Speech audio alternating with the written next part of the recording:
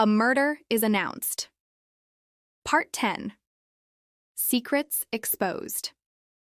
The tension within Little Paddocks reached a breaking point. The polite veneer of civility that had cloaked the household was thinning, and behind it, Miss Marple saw glimpses of raw truth. Secrets that had long been buried were beginning to surface, threatening to collapse the careful order that Letitia Blacklock had tried to preserve.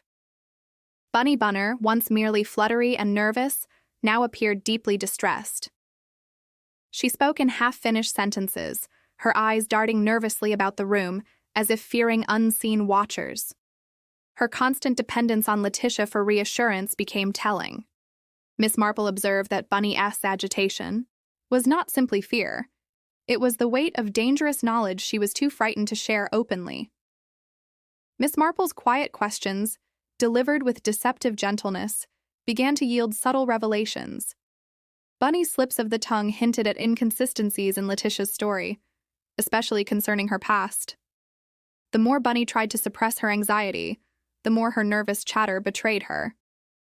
Miss Marple catalogued every fragment of information connecting them to her growing theory. Meanwhile, Letitia Blacklock's poise continued to falter under scrutiny.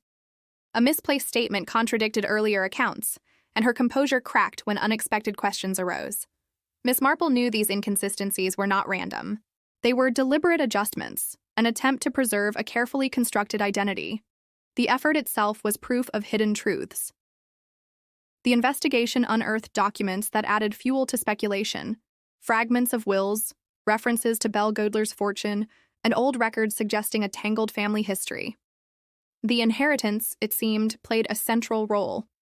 Miss Marple recognized that wealth was often motive enough, but greed, when mixed with fear and deception, created deadly outcomes. The villagers, caught up in gossip, sensed the unraveling.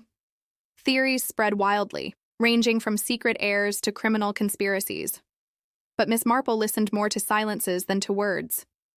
She noted who avoided certain topics, who hesitated before answering, and who displayed the subtle discomfort of recognition when Rudy Scherz's name was mentioned.